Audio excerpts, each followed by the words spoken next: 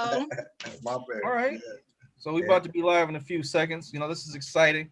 I'm glad for everything that led to this moment. Grandpa, you got your are you drinking out of a glass or you got the bottle? Oh no, I got the Bill Renown. Is that what you call it? Imperium. All right. Oh, All right. Imperium. What I had. Yeah, you what still sipping on it. Freddie gave me last week.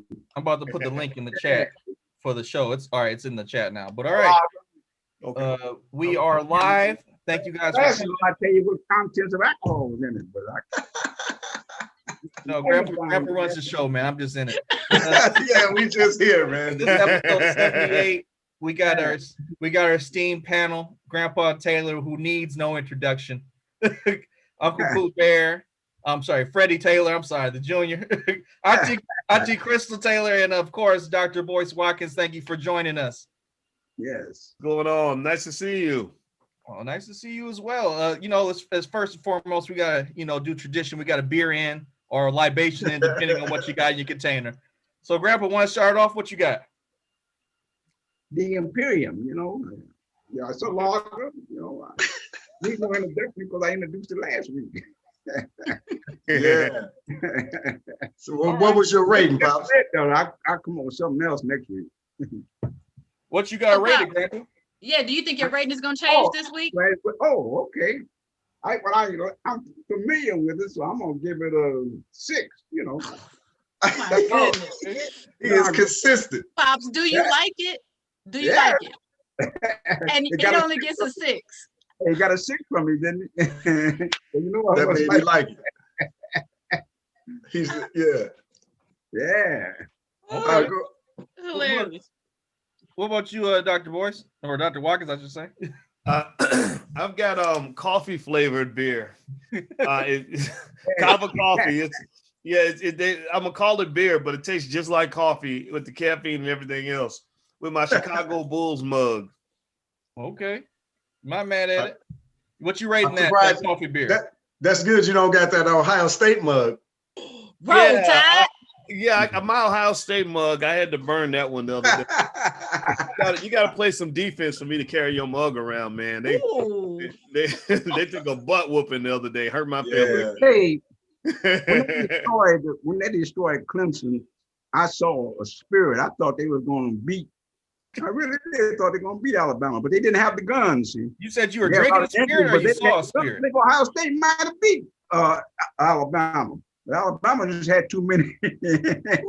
Yeah. Too many guns. Too much for us. It was a very depressing night in our household. And my fiance is from Alabama, so that made it even worse. Oh, you should have told me. I need to text her. They just destroyed Clemson. Yeah, they did. Yeah. They look good. I was proud of them, And they played. Yeah, I was proud of them, and I ain't from Ohio. When the Michigan person is proud of them, Ohio State. Yeah. And I didn't think they was gonna have a football team with all the COVID and all that stuff. So I was kind of surprised that they even had a season, with everything's been going on. So, who's complaining?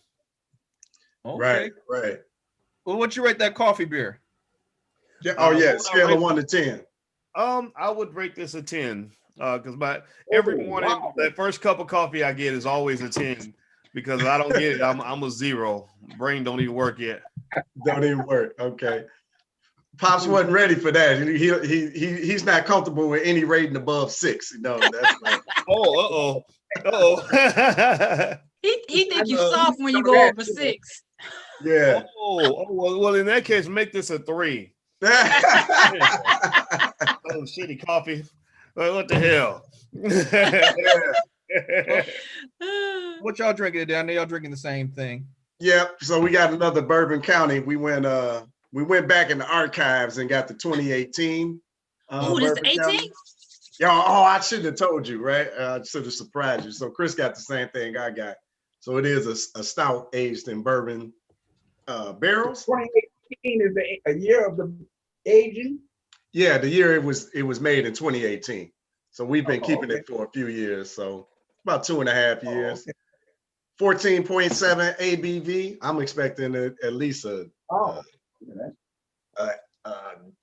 I'm gonna go with it 7.5. 7.5, 8 is what I would 7.5. I'm going 8.5. I'm going 8.5. You see why you always lean forward when we do our ratings? Pops was like, what foolishness is that? Yeah. Pop's not used to them numbers. He likes that watered down bit. That's all right. All right, well, cheers, everybody. Yeah. Well, nephew didn't be in. Josh, I'm sorry. What you got, nephew? I just got this thing called Orange Brewers drafting table. Okay. IPA. It's the IPA. Okay. Milkshake IPA. You know, I just want something light because, you know, we got some topics today. What do you think your rate? You were supposed to do your pre-rating. I went away. I'm gonna pull a grandpa because I thought this was gonna be better than this. I was gonna give it an 8, but after drinking it's a solid 6. So Dad's comfortable with that. All right, well, cheers. Let's get into the content. Pops, you have your bottle opener? Oh, you already poured it. Okay. But let's get into the content. So I think Uncle Pooh, I think this is a lot about what you're doing today. You wanna bring us into it?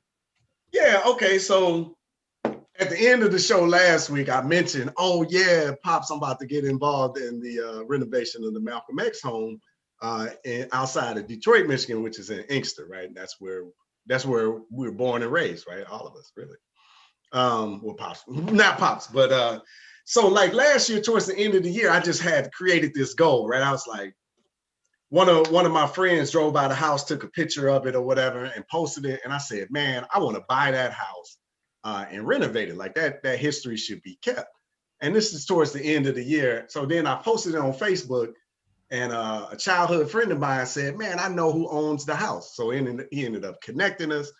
So now I got a chance to be involved in the project. They're not trying to sell. It's actually wonderful. He had the same idea. He was just 2 years ahead and purchased the home then, but they've been, man,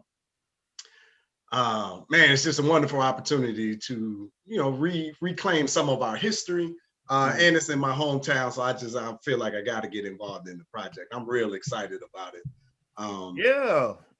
That's exciting. So this was this the only place Malcolm lived in Detroit, or is there more than one Malcolm X home in Detroit? I always connected him with Nebraska, but he was right. And that home is knocked down, right? It's not even up. They just have a sign out in Nebraska. But yeah, this is the home that he stayed in when he came out of prison. Say it again. Detroit. He was kind of transit or something. Malcolm. Before this?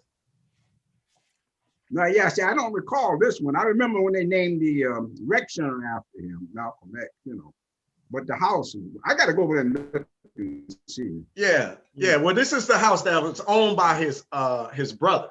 So, and then that's where he stayed, pretty much all of this time. When he was assigned to the mosque in Detroit, he actually lived in this home out here in Inkster. And throughout, I think he was in, say it again, bro. Are you familiar with his brother's last name? I'm not. I gotta get into it all and get to doing my homework, right? I'm curious because I'm saying, I might even know him. I've been out here 60 something years, 67. And then you out here. I bought this house in 55. So do we assume that his last name isn't Little? Huh? Do we assume that it's not Little? I was thinking, was Little, because I don't know, for some reason Little kind of rang a bell, That's because that's my other last name. Right. So boys, for some context, we live about less than a half a mile from this house. That's where I grew up, and Pops is still there. Wow. Yeah, so it's all it's right around the corner, right? So it's like really exciting. Did you know that growing up, did y'all know that was Malcolm's house, or you just found out later? I didn't. I must have found out not too long ago. We literally just looked it up on the map like 3 weeks ago. Like, that's right around the corner. It's behind one of the most famous lounges you'll ever find the Stardust. The only place where you can get a chitlin plate. Yeah, it's not the only place. A chitlin plate. A chitlin plate though. Where is that at? At the Where Dust. Is that? At the Dust. Stardust. At the Stardust. It's like one of 3 buildings in Inkster that's not That's not knocked down. Yeah, but Basically now it was but it wasn't the Stardust at the time. It was oh, memory bad. But anyway, whew, it's been the stuff. That's a long time. huh? No, go ahead. Go ahead. No, I can't remember now. Oh, Okay. because But I almost had it. But go ahead. okay, I always knew. Well, I ain't gonna say I always knew that Malcolm lived in Inkster. I didn't know where. I never, took the time to figure out the address or nothing like that. It didn't even dawn on me, right? Wow, and then to look it up and to see it was so close was crazy. Go ahead, Pop. Yeah. It started with the Capri. That's what it was. And that would Okay. would be Williams, where you say it's on Williams, right? Yep. Yeah. So, do you got the address? Man, It should be the same address as mine, or pretty close to it. 45, like 4538 William Street. Let's see. Oh, okay, that's it. Yeah, okay. I'm guessing that. Hold on. But no, like while you're looking that up, Uncle Pooh, I wanted to so I remember we were talking about last week more about, you said this is where he was, like Grandpa was saying earlier, he was like transit with it. So he's been in this house, he was coming and going. Like he wasn't just here for like a day or a week, he would be here for like months or maybe years at a time. This is at different stages of his life. So it wasn't so it should have been a historical site to a greater extent than now. I mean, we're talking about Grandpa likes to say this, like we're coming into another renaissance in Black culture. Like the internet has really helped people who had information in bits and pieces be able to get out there to people who are wanting to know. Like it was like a Google search and we found this out. So it's this is definitely, and like I think Uncle Pooper said this earlier, that this is the last standing building that was one of it, that was the place he stayed in, or one of them. There we go. 4336 William Street. That took a long time for me to find, but So what's the plan? It's right behind used to be the largest supermarket in the United States, when the Allens had it at the time, Wow. Largest in the We United was big States. back then. We had the largest, to show you what we had at the time, we had the largest hotel, Black hotel in the United States. It was made out of wood. that was over there on Harrison. Right off of Harrison. On Carlisle. Yeah. A wooden hotel, hey, big time for us. Yeah, we come a long way. Yeah, Wow. interesting. What were you going to ask? Oh, I was going to ask. So, as far as renovating the house and everything, what's the cost of renovation and all that? What do you think that's going to be? Yeah. So, talking with the guy, right? So they own the property free and clear. This is important information. They own it free and clear. It's in the 501c3 name. They got it. Everything is covered and taken care of. I have been doing some due diligence, right? And it's horrendous, right? It's got a lot of work to be done. They figure the first target is, and this is first target is $20,000. So $20,000 to get it to a decent shape, but then $50,000 is the ultimate goal to completely renovate it. And then that's like the first phase. They have additional phases and ideas on what they're working on. But I'm a kind of like an action type person, right? So I'm like, I want to see it. Let's get it in action. Let's get it renovated. Let's get it done. And then, whatever transpires after that is great. I love the vision. They are in touch with the family, right? And it turns out that Malcolm's brother was into the trades. And they always talked about Malcolm being favorable to the trade. So they would like to build a community center off of this and then teach trades to the local community so that they can have some professions to move forward and take care of themselves. Okay. So I like that, but again, I really want to see the museum up and the history preserved, because we don't want it to go to the wayside like the home in Nebraska, right? Yeah. Well, I'm curious. Okay, so you all are not acquiring the building, like it belongs to someone else. When you say they, Like, what Yeah. I talked to the brother Aaron. That's they're behind the nonprofit, so he purchased it, and then it's owned. Now it's owned by the nonprofit, right? So I was looking to, I would have acquired it if it came to that, but they already got it secured. They got they got it in place. Ain't no need to fight. Like, let's just collaborate, and he owns it. So wow. Okay.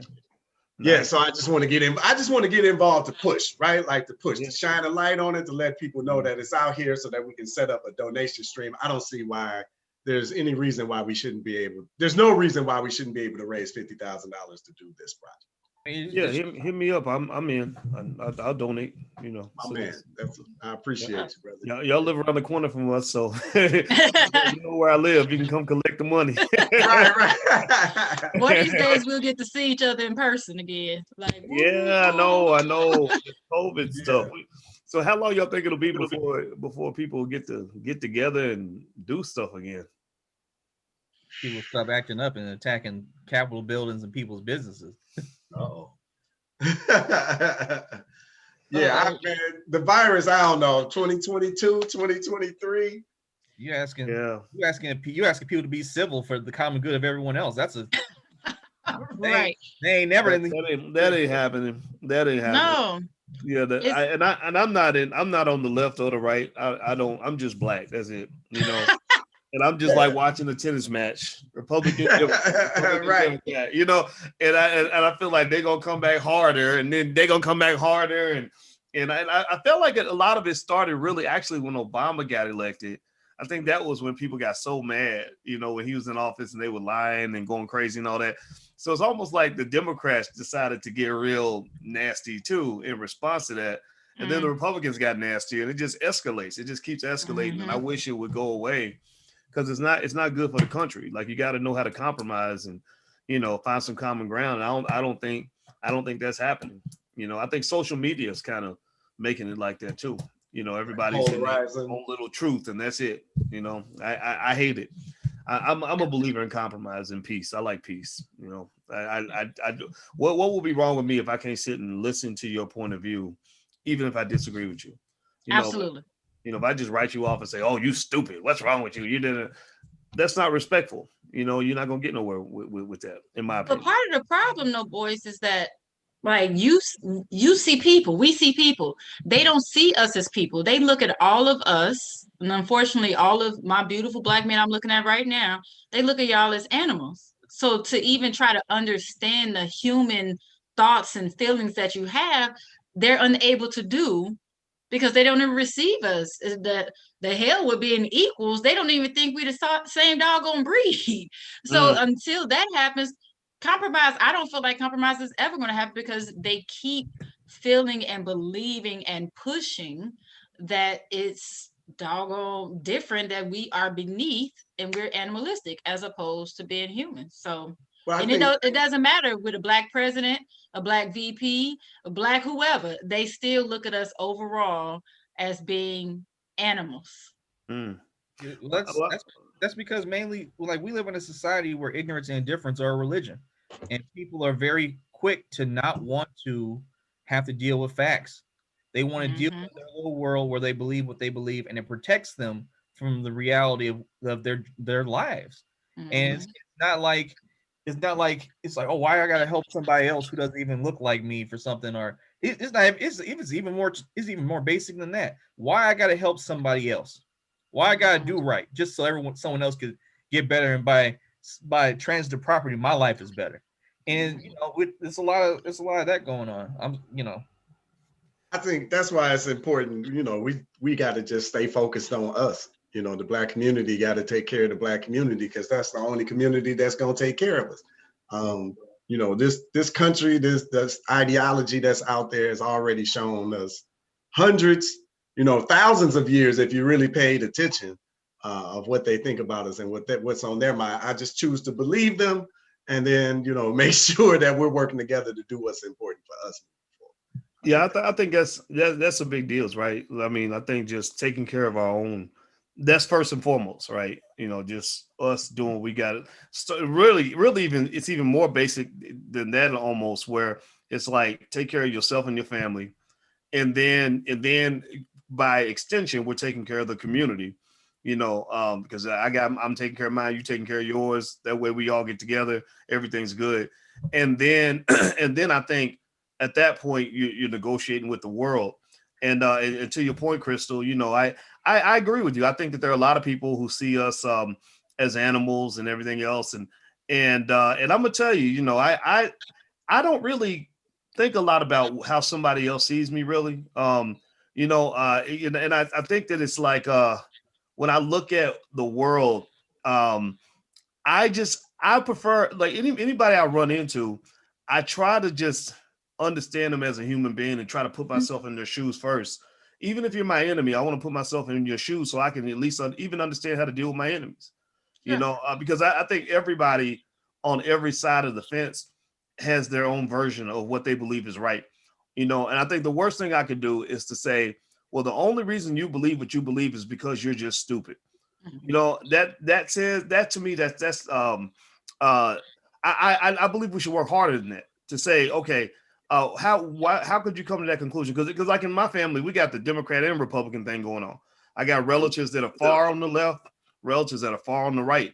And I like to hear from both of them. And when I listen to them, I'm hearing truth, but I'm also hearing propaganda.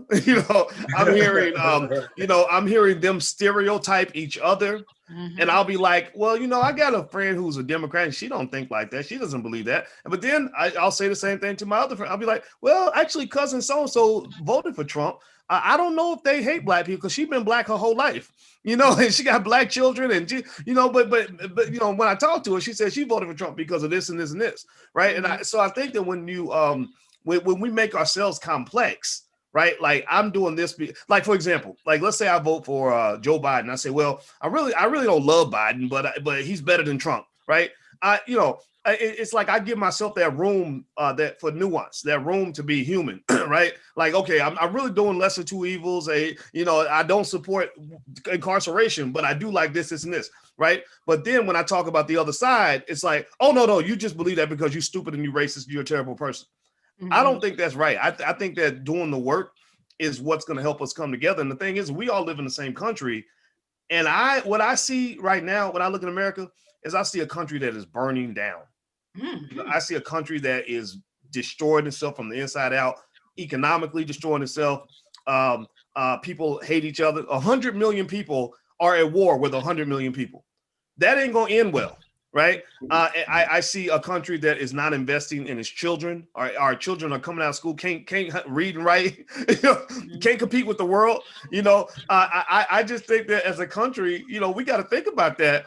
And if that means I got to sit down and figure out a compromise with somebody across the aisle from me, I'm willing to do that, because you can't burn down the whole building just so you can be right. Then you'll be ruling over the ashes. I don't want to do that. I like that sound bite. I think that's the sound bite for today. I know. Yeah. See, y'all got me all preaching and stuff. Let me just come on. Yeah, you're fired up. My cousin flavored beer. But that's that. Go ahead, Pops. You jump in. Hey, where I stand at, I'm always for incremental changes.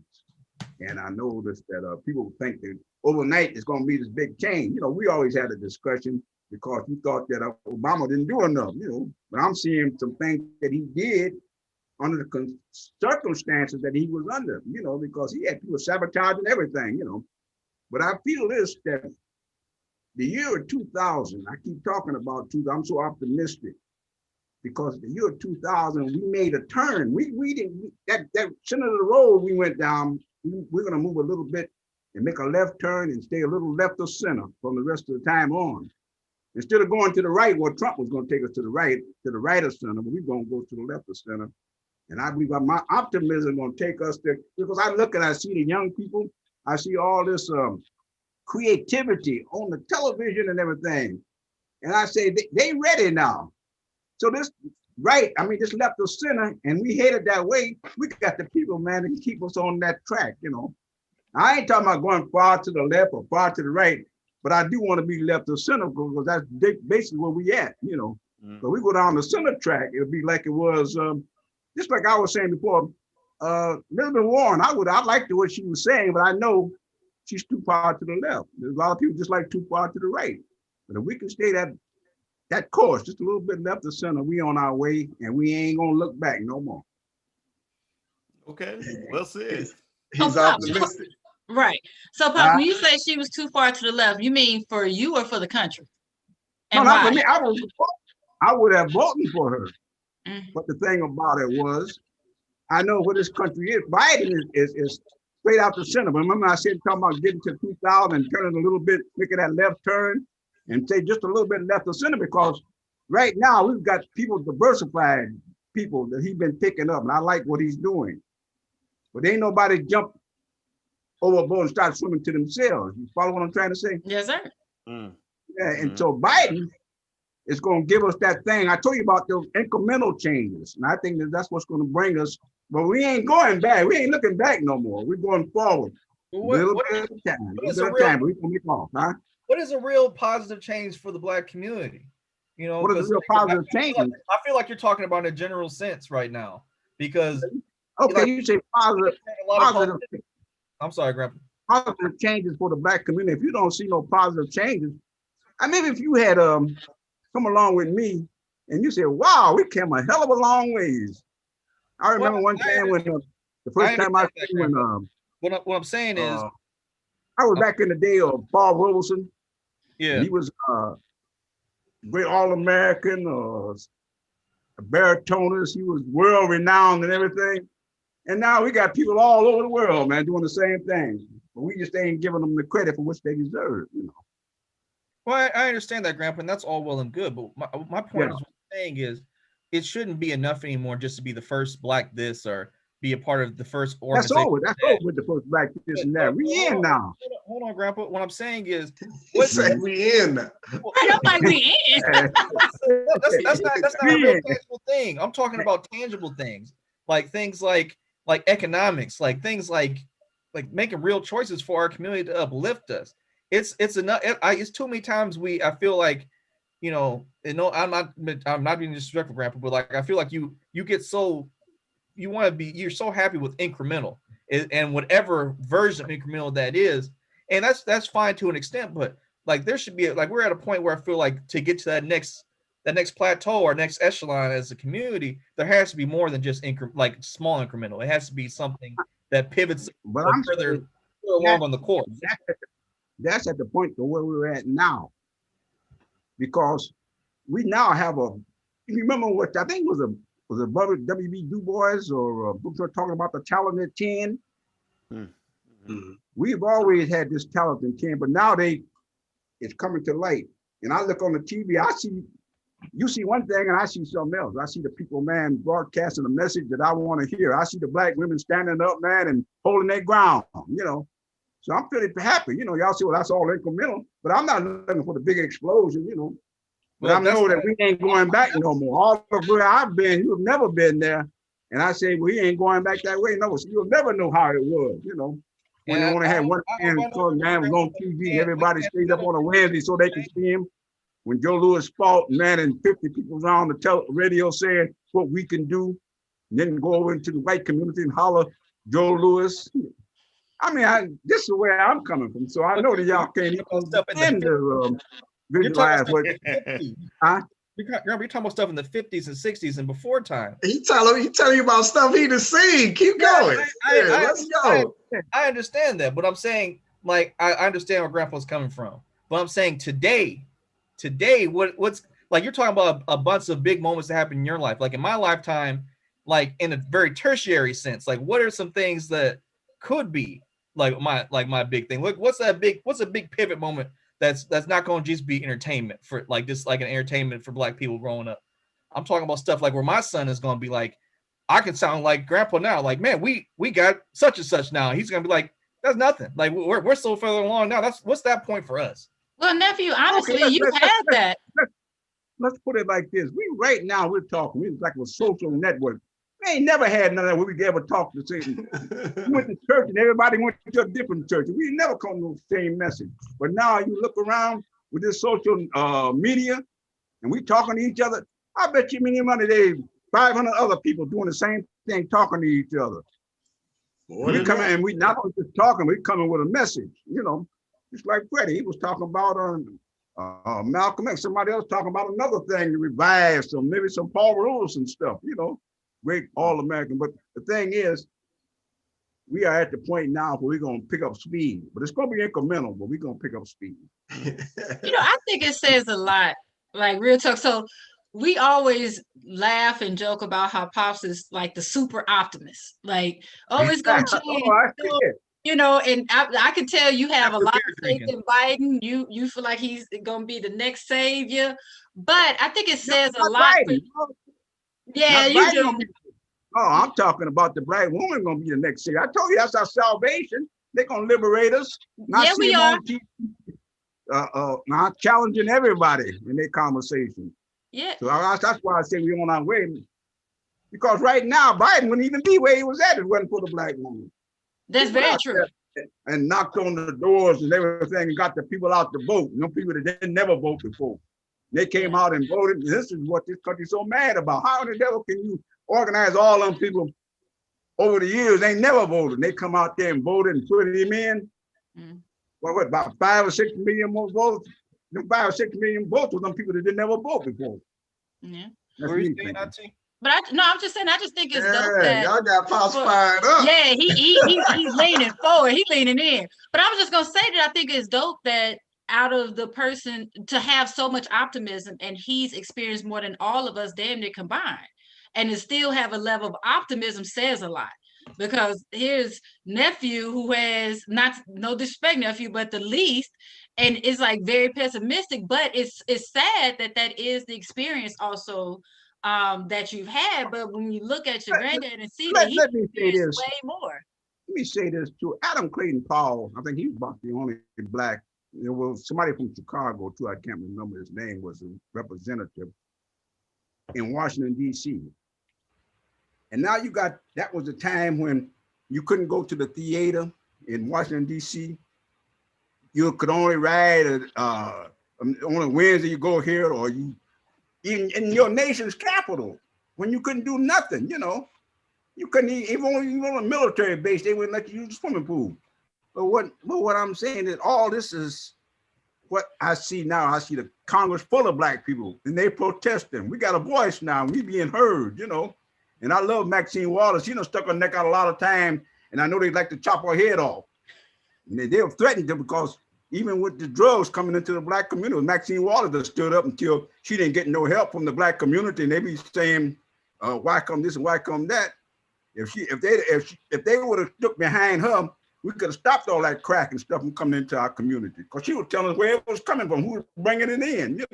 That's a whole nother conversation. Like I said, from one community. You're talking about the government. That's a whole different conversation. You're talking about the government that actually planned and is documented that said they put crack in the system. like that's a whole different conversation, Grandpa. I'm like I agree with what Wanchi said about you haven't seen the incremental change, but I guess the reason why I'm pessimistic the way I am about this particular issue is because I feel I've heard you say these things for years and like what you experienced and seen, but these are also the same things that are still happening. Like it's not like we have a different issue that we're talking about that needs to change. It's the same issue that you said has happened, but it's still happening that hasn't changed. Mm. But what I've seen, that's why it bothers me. Because if I had Grandpa, if I had a different thing to be upset about than you, then I would be like, yes, that's incremental change because we're no longer having the same argument. But we're having the same argument, and you're just happy there's slight differences, but there's still the same arguments. Like we still don't have the things that, as a community, like we're financially, like what is it? 50% of black people are as a whole are worth $0 or less. That's a problem. That's a thing that needs to change. And they're talking about we're not going to have black wealth in like 10 to 15 years. And that's a state of emergency. Like that's something to be up in arms about. Well, I'm just talking that someone else like stop me, but I'm just. Well, you know what that makes me think about? Remember since we were talking about Malcolm X earlier, remember when Malcolm was saying that if I put the knife in your back and I pull it out 6 inches, that's not progress. And I think that that's what we got to at least make sure we always remember is that there's no progress if you just slightly pulling the knife out of my back. You got to pull it all the way out of my back, and you got to heal that, and you pay the reparations and all of that. and then we That'll can work. talk. And so I think that one of the things I really believe is maybe I'm a pessimist a little bit. I'm an optimist. Like I think that listening to Grandpa Freddie is ideal because it gives me perspective to remind me that there are some things to be happy about. Because sometimes, but I think that young people set a higher standard. That's why young people are great leaders. That's why they push us. They're the ones who say, okay, that's not enough, and I think that there's a role for that. But then there's also the role for somebody who has seen how bad things really have been and can point out some things that that a younger person might not see. Like when he was talking about, not being able to go to the swimming pool, leaving on the military base, and just some of the terrible things that our people have gone through. That made me think. I knew it. I just had to be reminded of that, right? And so I'm appreciative of that. Now, what I really will say on that in conclusion is, it seems to me like, first of all, I'm a pessimist in that I don't believe white people like us that much. I don't believe we can ever talk them into loving us as much as we should love ourselves. I don't think that's ever gonna happen, right? So, and I don't love them either. I don't hate them. I just don't. I'm not worried about your kids. I'm trying to take care of mine. So with that said, I feel like when you're looking toward the government or leaders, whether they are either Joe Biden or maybe even black leaders that that are in the government, things like that, they're gonna give you so much. The best that I would expect them to give us is the opportunity for us to go get other things for ourselves, right? So they'll give you a house, but you got to go get your own empire, right? If you want to have an empire, you got to build that yourself. And that is where you go from saying, okay, thank you so much for not getting in our way, but now we're coming together as a community and we're going to take things to the next level now that you have stopped obstructing our progress. And I feel like a lot of people don't get that part. Like they really think that they're gonna give us the empire. I don't think that's gonna happen. So Freddie and Crystal have an empire, and I don't think anybody gave that to them. Right. So I think that we have to shift our thinking and kind of just know, okay, thank you for what you've done or what you've opened the door for. We expect more. Now, here's another thing too. I think that if you have an objective and an agenda for your people, you have to make things clear for other people to say, look, if you really want me to look at you as an ally or as a friend, then you have to be on board with this agenda. If you either obstruct it or if you owe me, like if I'm trying to save up money for my first house and you owe me $10,000, don't be coming over and pretend like we friends when I know you owe me money and you see what I'm trying to do. If you're really my friend, then you will pay me the money you owe me. Yes. So I can go finish doing what I'm trying to do. And that's the thing. That's where that's why I get off the bus when it comes to everybody showing up talking about black people, we need y'all to vote. I think it's great. I agree with Grandpa Freddie that the black woman saved Joe Biden. And I don't have no problem with that. My problem is, well, when are you gonna come save them? What did you do? What are you doing for them in return? Because last time I checked, you don't go to the store and spend money and ask for nothing. You spend money so you can get something back. Are we asking for something back? I'm not convinced of that. I'm thinking the black agenda is going to call for Biden to give us something back. We put him there. Now we got a map. We got a road map. We didn't just go in there and put Biden in there. And this time we're going to ask for him. We ain't been getting nothing for all our labors. But I feel right now, but see, here's where the difference comes with me. I like to go back to Adam Clayton Powell again, when he was the only black man probably in Congress, or maybe it might have been one from Illinois. But anyway, they kicked him out and he came back. And then I looked the other day in the United States Congress, got this black caucus and black people speaking out. To me, that's a heck of a change from one man to about 40 or 50 people in there speaking out for you. We're getting more of a voice. So I see where that incremental change, it didn't happen overnight. That was from 1950 up to now. How many years? 70 years? The incremental change? That was Social Security. Go ahead. In incremental change, okay. But political naiveness, still, Malcolm X in 1964 delivered the ballot of the bullet. And he was telling you that you got to ask and demand before you give away your vote. And that's what we do. That's not what we That's did not in what we're doing, 1964. That's not what we did in 2020. that That's you- not what we did in 2012. That's not what we did in 08. That's not what we did for Clinton. That's not. Grandpa, Say it again, hold on a second. Hold on a second, because Uncle Pooper made a very good point. You're saying Yeah. what you just said, what out your mouth was, I saw blank person turn to 40-something people, but you didn't say what they did for us in that span of time. You just said it's just more people. And if more people have done nothing for you, what's the difference between one person? Hold on, Josh. Josh, you boom, you hit my next point. Boyce, I was listening to you and Dr. Claude Anderson. Dad loves Dr. Claude Anderson. I know, right? That's how I learned about who Dr. Anderson is back in the day, right? But you were talking about how more political representation never turned into any benefits for us.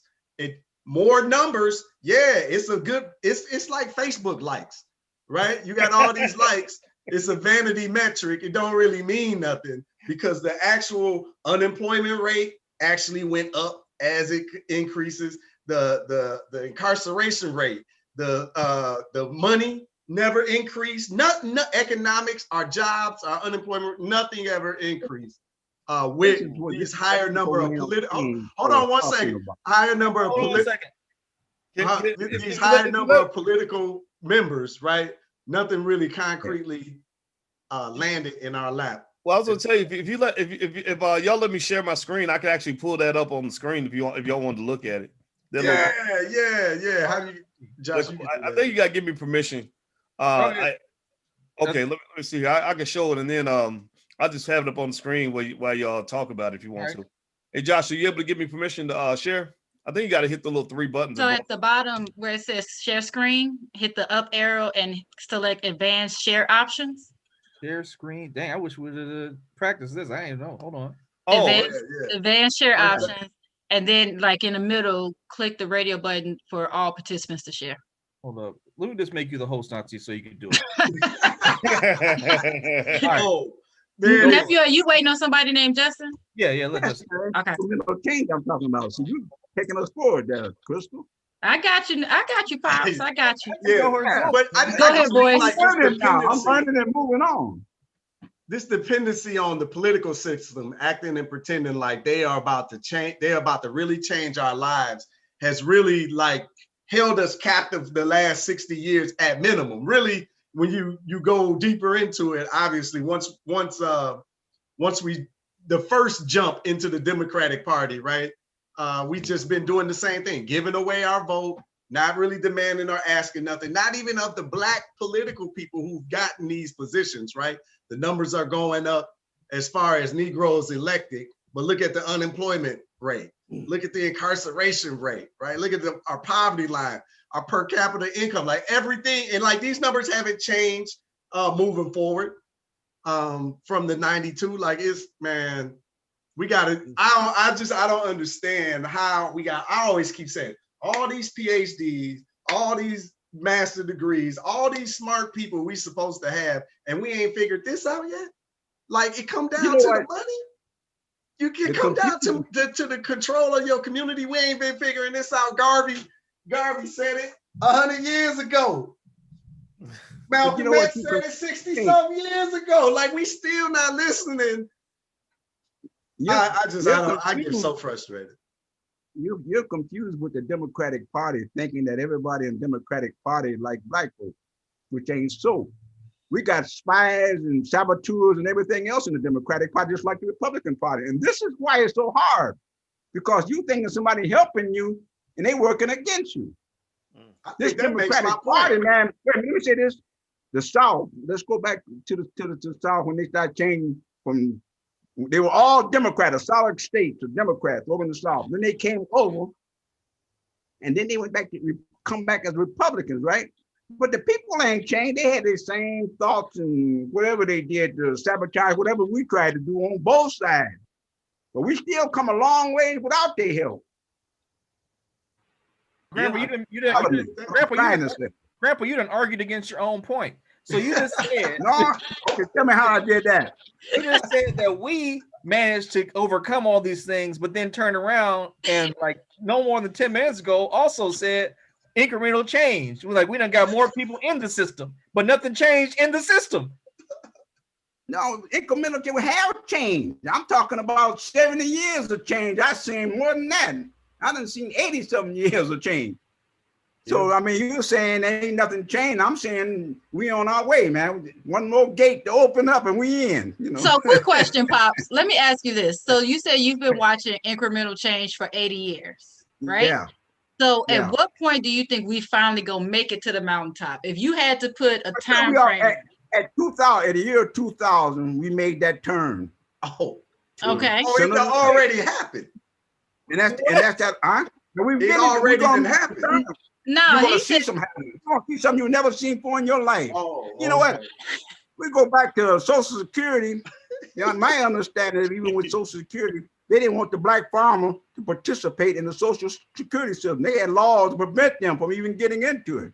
And I done seen the Social Security and the 40-hour week and all this crap and stuff going on. And I'm saying it was increment. It didn't happen overnight. But now we have a base. We never had a base before. We got a base now. We got some people pretty doggone sharp. They may not be seeing everything, but behind the scene, they working like mad. And 2000, we on our way. I'm So, not Pops, you optimistic. think, Auntie, let me No, get that you was thrown back 20 on years the thing ago. real quick. Huh? You know that was 20 years ago. yeah, like we already made 2000, Pops. Oh, okay. Well, 2000, we got 20 years of progress too. So you mean to tell me you think we're going to eventually reach equality that they keep preaching about, right? Is that what you're saying? You feel like at some point we're just all going to work together? That equality is in whoever look at it, you know, you may not think it's equality or they may not think it's equality. So this equality is a matter of what you think quality is. But I'm saying that we're going to be free. We're going to be free from what? You know what, Pops? You That's ain't that even believe alternative that. You fact. couldn't even say that with a We're going straight to be face. free from the inequality. Hey, we're going to be free from the inequality. You just moving the goalpost, man. I want you to say exactly what tangible thing are we going to achieve. It's not no more about this incremental. What's the big thing in your mind? Because the more you're talking, it just 2000, you know, already hit it. You missed it. No. I don't believe. I believe my grandfather misspoke. He probably meant to say 2020, okay, or 2021. So I think he meant to say 3000. Year 3000. There you go. There you go. Then he in the future. Well, you know what's real interesting is it's like the big frustrating thing, and I was looking through a Dr. Paul Anderson book, Black Labor, White Wealth, to try to find a graph that shows it, but he has this graph that he uses where he shows where Black people were. He picks just income, right? And where Black people are compared to white people and Asians and Hispanics. And so in the 1960s, you had white people at the top, Hispanic people, and then Black people. And then around the 70s, they put the Asian people in. The Asian people above everybody. So you're Asian, white, Hispanic, Black. And so it was that same order, Asian, white, Hispanic, Black in the 1970s, the 1980s, the 1990s, 2000, 2010. Every single time Black people came in last place. So sometimes, like, at least when it comes to the economic part, we're like that basketball team that's always going to be last in the league every year. And every year they keep saying, you know, this year we're going to be better. This year we're going to do exactly what we did last year, but we're going to be a better team doing exactly what we've done every year, you know, for the last 20 years. And so at some point, somebody's got to say, okay, we need a new coach, you know, and we need to bring in some talent and we need to cut some dead weight. So I think that as a community, I think that with what Grandpa Freddie's saying, I think is 100% true. We can learn a lot from Grandpa Freddie. And he talked earlier, remember he was talking earlier about how they had the biggest Black hotel in this country. You know, where's that hotel at? Right? It's gone. Right. Yeah. And so I think that we can actually move forward to our future by going back to the past. We say, okay, thank you for, you know, social integration and all that. Thank you for letting us, you know, kind of move around. We can go, you know, shop where we want. We can live where we want, all that. But now that even though we still have these choices to go do all these other things, there's nothing magical about being around white people but there is something magical about being around Black people. Oh, ain't You it? know, and that to me, that's the secret sauce. You know, I think that we get together, we doing business together, we supporting each other, we buying Black, we keeping that money in our community.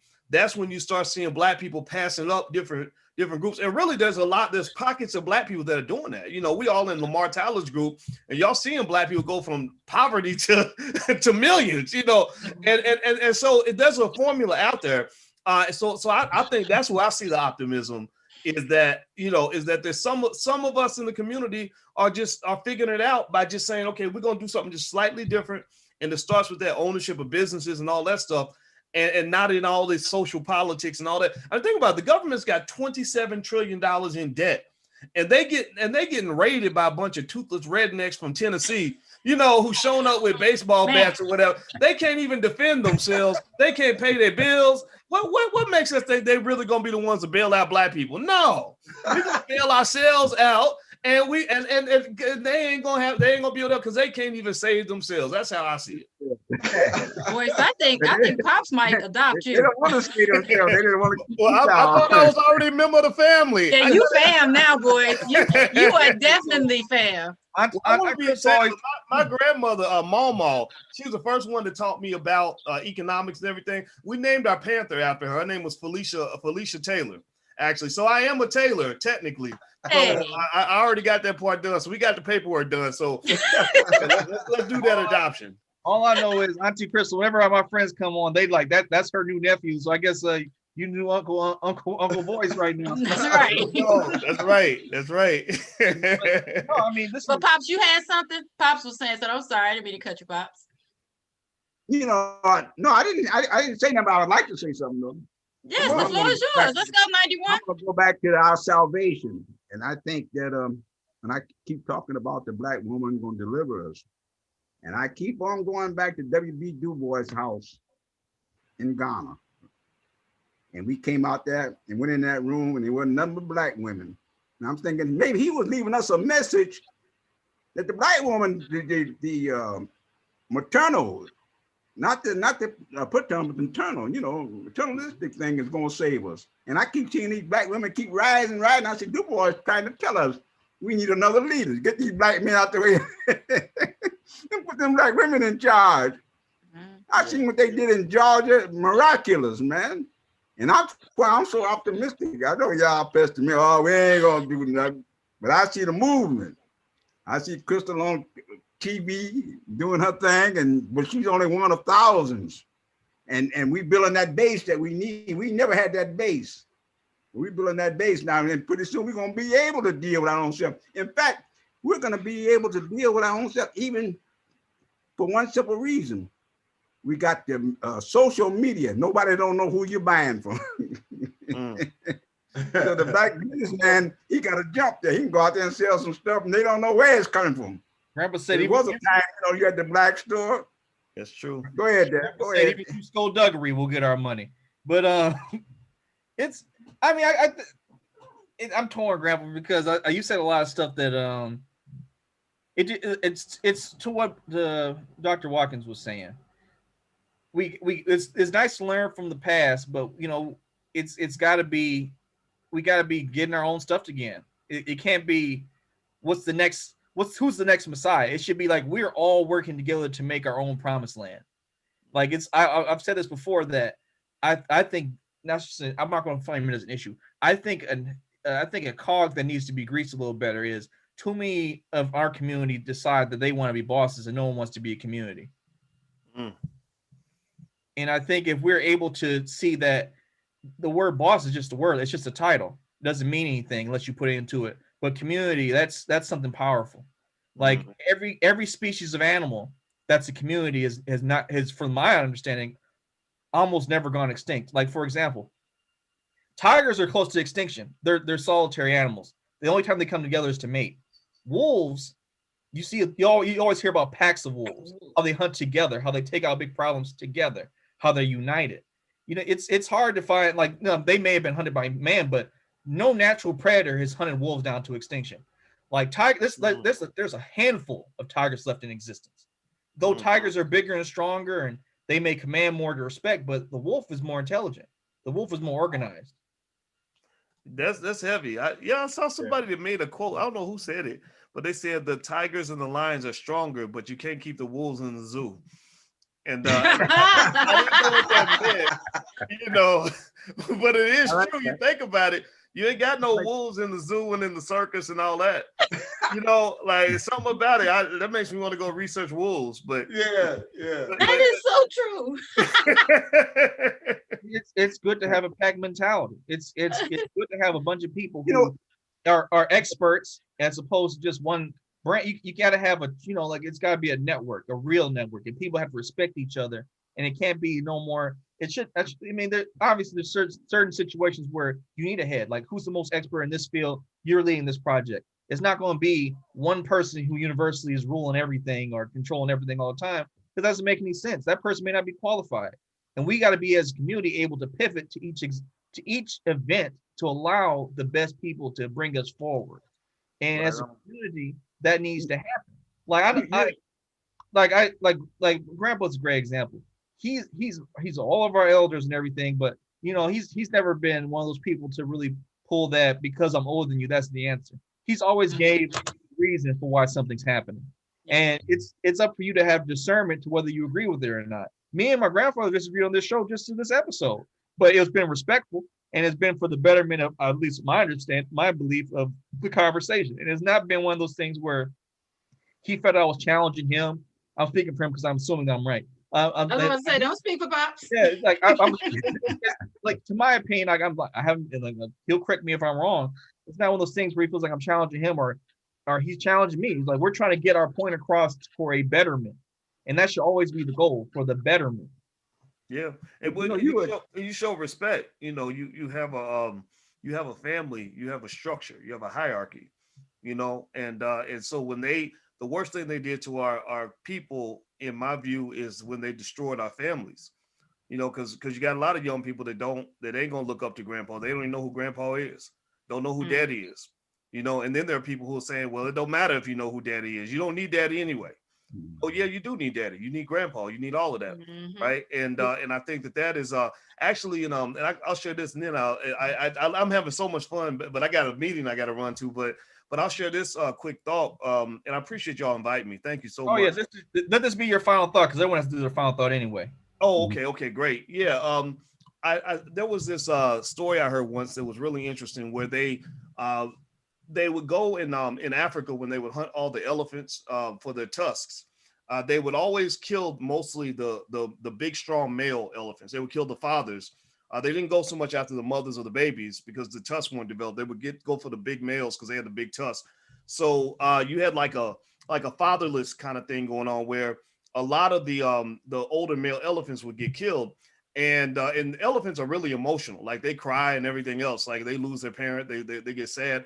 So to protect the elephants, they would pull them, they airlifted them into a wildlife reserve, and so they put them in this wildlife reserve, and with all these other animals, and they understood animals, so they understood the balance in nature. They knew that there wasn't nobody who's going to be hunting other animals in the reserve or whatever.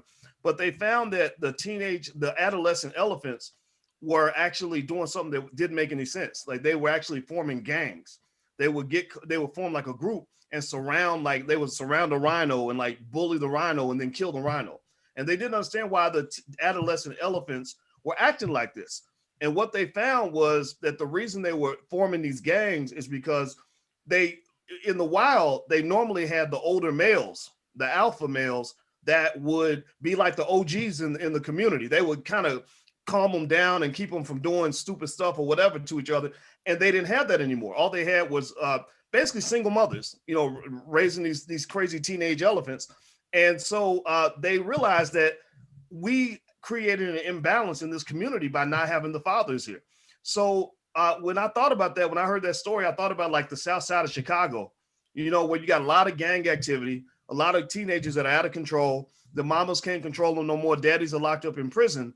And that's exactly what they did to our community, right? And so I think that what gives me optimism, I'm like Grandpa Freddie on this. I have so much optimism for the future, is that I feel like we're recovering from that.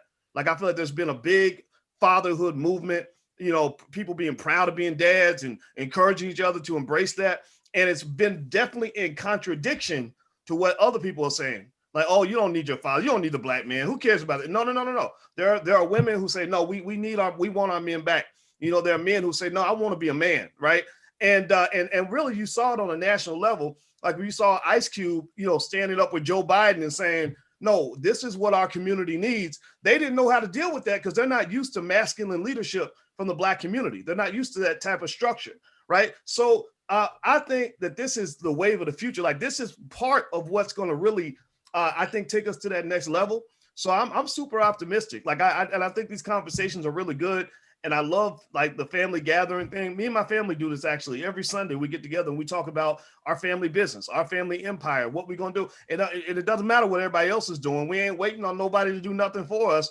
We got everything we need right there in that collective. So God bless all y'all. And thank you for letting me be a tailor.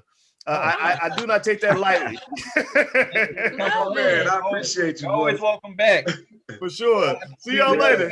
We know you gotta go. Thank you for your time. time. Thank you, brother. Thank you. Appreciate you. If you need it. All right.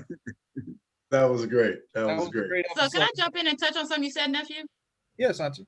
So you were talking about the bosses versus the community, right? Mm-hmm. When you said that, the first thing that I thought about, though, there's a difference between, and I agree with you, like I love all the analogies, but there's also a difference between a boss and a leader, right? So it's a difference between somebody just wanting to be in control, because a leader is still going to pull from that community anyway, still making sure that the community is growing, that the community is still being educated, because I don't think that there's anything wrong with, there still does need to be some form of leadership, because not everything can be decided by everybody. But yeah, that was y'all gave some good analogies on that, and Boyce broke me down to that, because now thinking about the damn wolves trying to jump over some doggone on zoo gates. You know they would too. That's and I am not coming to a circus with a wolf in it. Nah, fam, I'm not doing it. He not just staying over there. No. Yeah, that was Pops, you got something? She asked you if you have something. Yes, sir. You lean forward. No, yes, no, sir. I was trying to hear what you were saying. Oh, okay. The self-aggrandizing thing, because Justin been listening in. Yeah, Justin been chilling. Hey, when you got some masters talking, you just keep quiet and take notes. What was I gonna say? Well, since we still got people watching, because we're about to wind down, everybody who's in the chat or whatever, please leave a like, leave and subscribe to the show. But let's get to our final thoughts. Justin, you were here, so since I just want you to say something, give your final thought for what you heard today, or just your opinion. Yep, I just totally agree with what you said about the spirit of community. And this is something that, you and I have talked about. Everybody wants to be that CEO, or everybody wants to be the person that's running the company, and nobody wants to be the individuals that are actually doing the kind of grunt work. And if we are going to have this community, especially around Black people, some people are going to have to do the lower level positions. The visionaries have to do the visionary positions. Everybody has to play their role, just like on a football team or a basketball team. Everybody has to do that one little thing that they can do particularly well, and bring it all together. So I just agree with everything. Well, you want to go next, Santi? Sure. This has been fun. I would like to say something about community. Go ahead, Pops. I seen a community. I seen the Black community. Right now, I don't even know who lived around me or nothing. And even when I was younger, the community kind of disappearing. But when I was a kid, the community all just about went to the same church, or the same couple of churches, and everybody knowed everybody. That was community. And they looked out, and you couldn't do nothing in the community without it getting back to your house when you got home, That's community. They were looking out for each other. And I could gradually see the community disappearing now, where everybody's saying, I'm going for myself, the heck with y'all, you make it on your own. But there was the time when we did have community back in the 30s. But go ahead. Is that no? Go ahead, Frank. Mm-hmm. No, is that your? No, Frank has something. No, go ahead. Okay. So one of, I guess I'm trying to pick my final thought. But I will say that I always appreciate you all for acknowledging the power and the strength of the Black woman.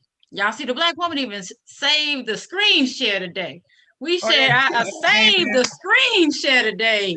Came in with clutch with that because We always in the clutch.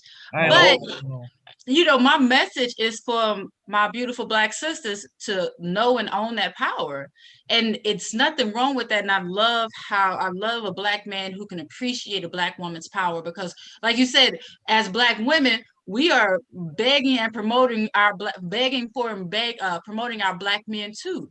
So as a community, I think there is a shift.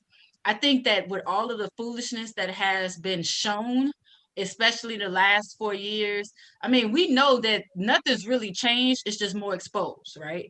Like, it's not like racism is new. It's just more exposed. But I think that what it has done is encourage the Black community to elevate each other on some levels. You know what I'm saying? Is there work to be done? Always, with everywhere. But I do think that I love seeing it when I think Boyce was just talking about that, normalizing Black men being fathers and all of that. I immediately thought about that picture of that one man kissing his son, who's kissing his son. You know, every time I see it, it's absolutely beautiful, because we do have to normalize that as well. So yeah, I guess my final thought is I love being Black. What do you got final thought? I guess my final thought is like this space is really dope. Having an intergenerational conversation, you know, about all of the things that we talk about over the course of the show. So I guess I'd say I'd encourage more of this. If you're not watching this show, maybe get involved with it inside of your family, bringing the people together. I love what Boyce was talking about every Sunday. They have a family meeting about their internal businesses, right? Mm-hmm. I know that they are building together, right? Teamwork makes the dream work, right? That's kind of the wording, but that's what we're trying to get together, get more involved in ourselves. But we gotta lift one another up. I'm of the belief, let me say that these politicians ain't about to save you. I don't care if they blue, they Black, they purple, they yellow. They all play us part. They can do something, right? They can get this incremental change. But if we're gonna make if we're gonna make a real change, we gotta do it ourselves. Oh yeah. Thank Well, you. I guess my final. Oh, I'm sorry, Grandpa. Yeah, let me say this one quick thing here about we got to do it ourselves. This is what we're doing now. We're building a base. We haven't had this base, but if it keeps on getting bigger and bigger, we start doing for ourselves, and that's that base that we need. But in order to get that base, we had to get some folks to a whole lot more people educated. You know, that we got to get back to that talented team who's going to lead us out of the wilderness. I'm gonna say my final thought is everyone keeps talking about change, but you need $1 to make change. We need to get our financials straight if we want these real motions and changes to happen. So I'm about that. As I think we do that as a community, and like everyone else has said, in some variation of way, I think we can get that done. So that's this week's show, everybody. Hopefully, we see some of the new viewers next week. Don't forget to like, subscribe, like I said before, and everybody, peace.